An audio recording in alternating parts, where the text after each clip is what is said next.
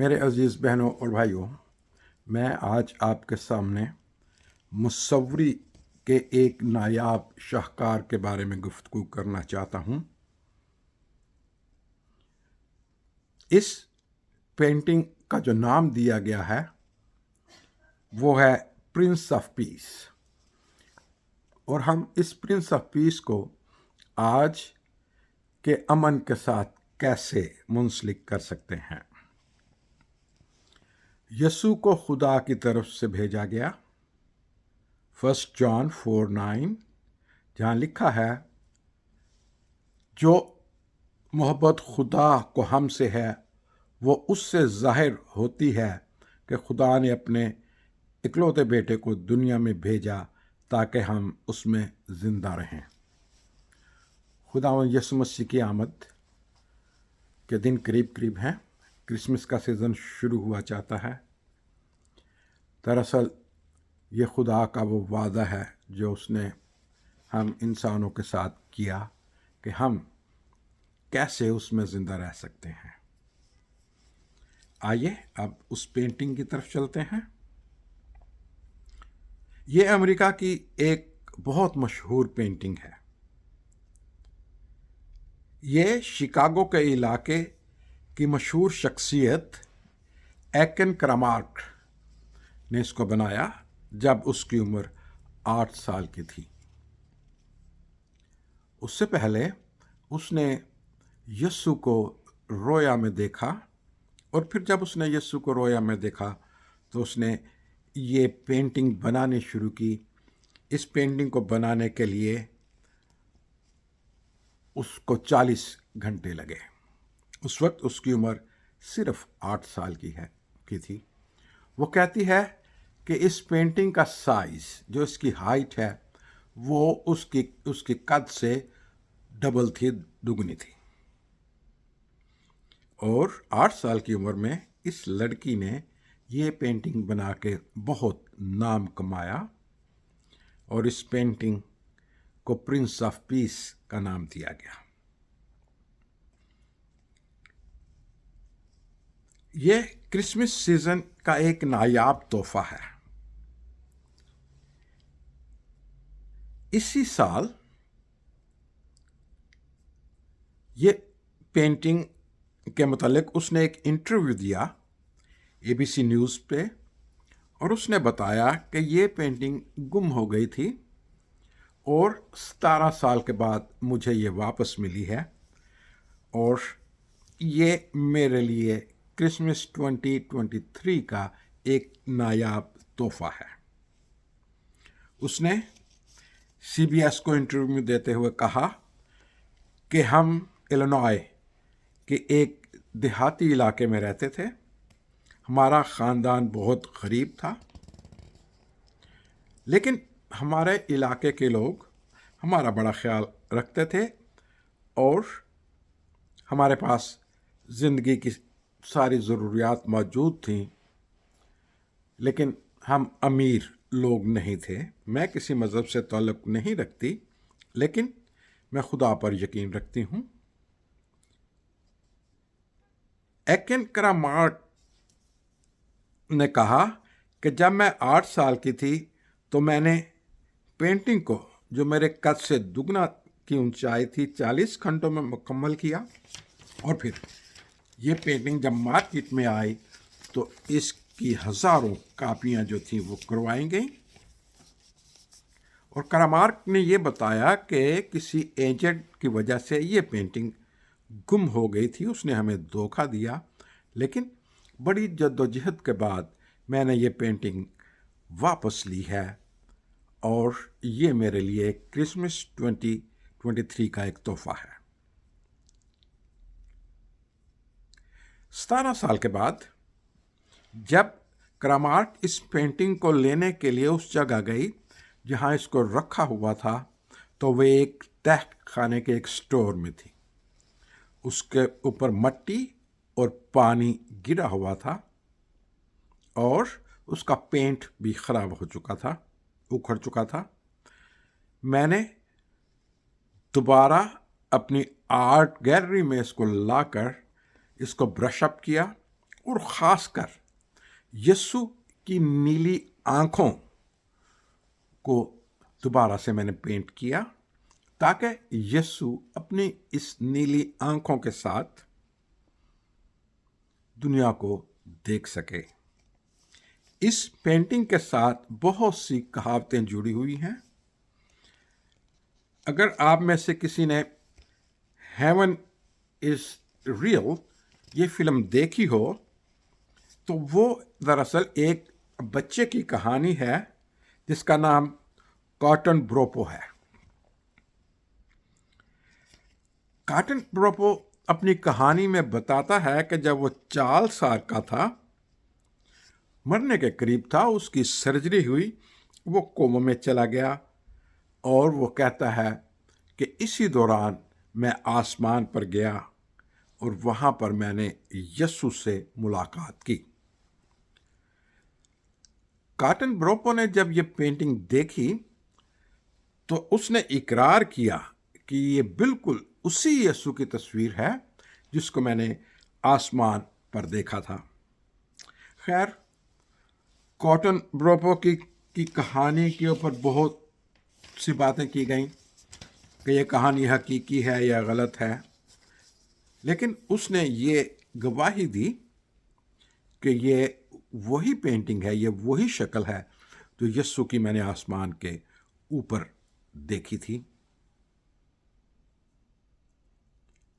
हम मसीही अपने घरों में, अपने गिरजाघरों में हर साल क्रिसमस के मौके पर प्रिंस ऑफ पीस की पेंटिंग्स को लगाते हैं और फिर प्रिंस ऑफ पीस के हवाले से अपने गिरजाघरों में वो कलाम पढ़ते हैं, वो बाइबल की आयत रिसाइट करते हैं, जैसे हवाले यूसाया 9:6 और लूका की अंजील 2:14 ये हवाले पढ़ते हैं जो क्रिसमस के त्यौहार में हमें प्रिंस ऑफ पीस खुदावंद यीशु मसीह के मुतालिक बताते हैं।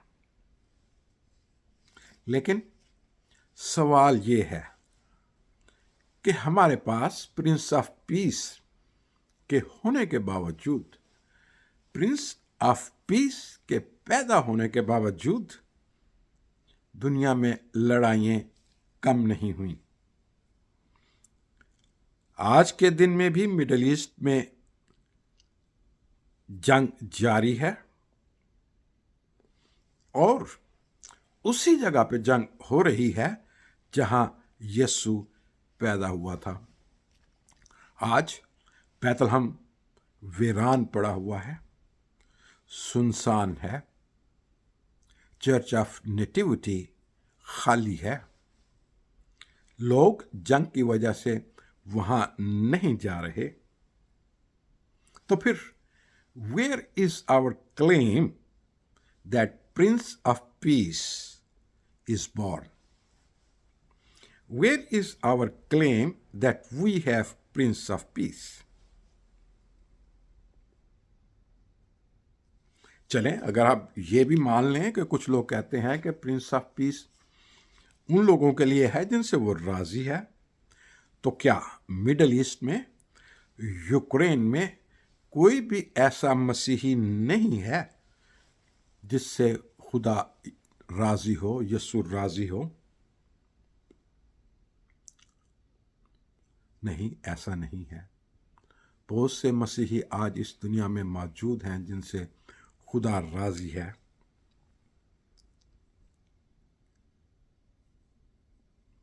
और खुदा उनकी सुनता है।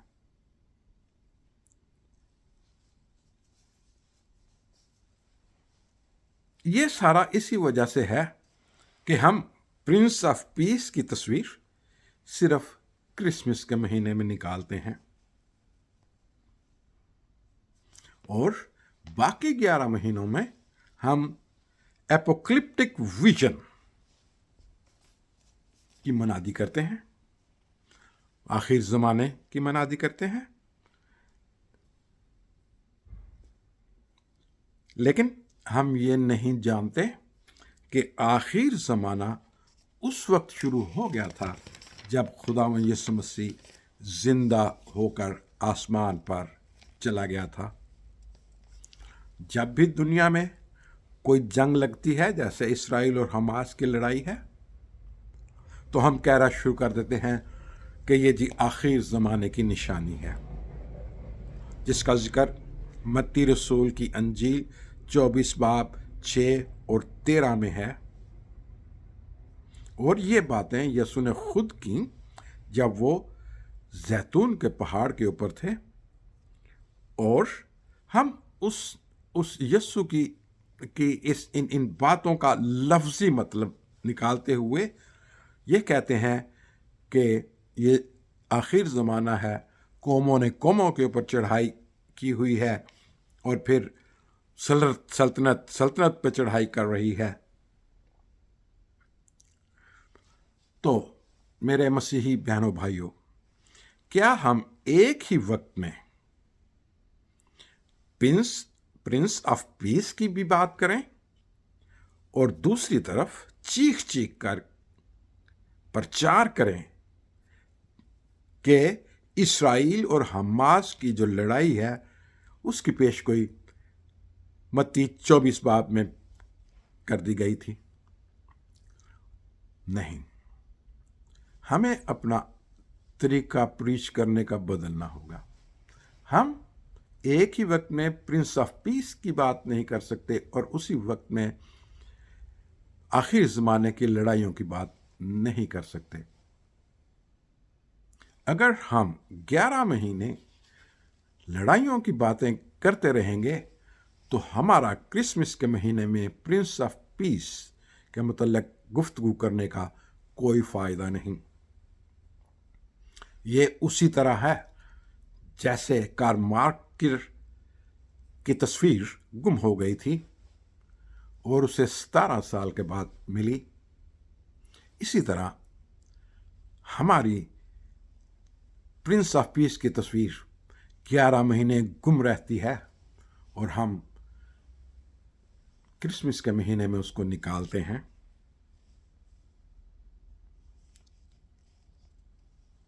यीशु इस दुनिया में प्रिंस ऑफ पीस बनकर आया और वो प्रिंस ऑफ पीस उसी वक्त हो सकता है कि हम भी यीशु के साथ प्रिंस ऑफ पीस बनकर रहें, ना कि हम जंगों का प्रचार करें।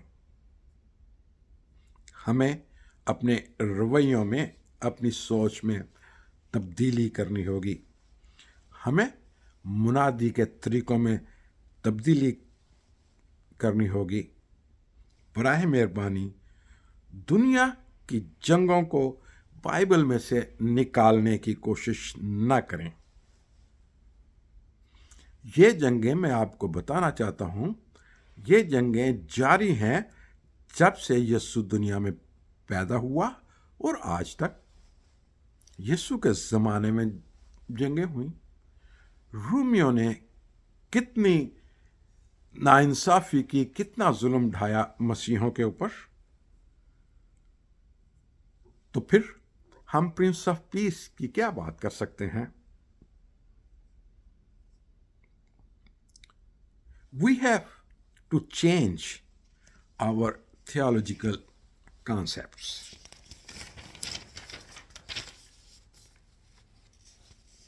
जब वो प्रिंस ऑफ पीस है तो उसके लिए उसने ये जिम्मेदारी कि दुनिया में अमन कायम हो, ये इंसानों के ऊपर छोड़ी हुई है, ख़ास तौर पर कलीसिया के ऊपर। कि देखता हूँ कि मेरी कलीसिया अमन कायम करने के लिए क्या इक़्तिदाम उठाती है, क्या इक़दाम उठाती है। याद रखिए कि यीशु जब पैदा हुआ, जिसका प्रॉमिस किया गया, उस वक्त वो प्रिंस ऑफ पीस था। लेकिन एक दिन ऐसा आएगा कि वो किंग ऑफ पीस बनकर इस दुनिया में आएगा। Thank you very much and have a nice day.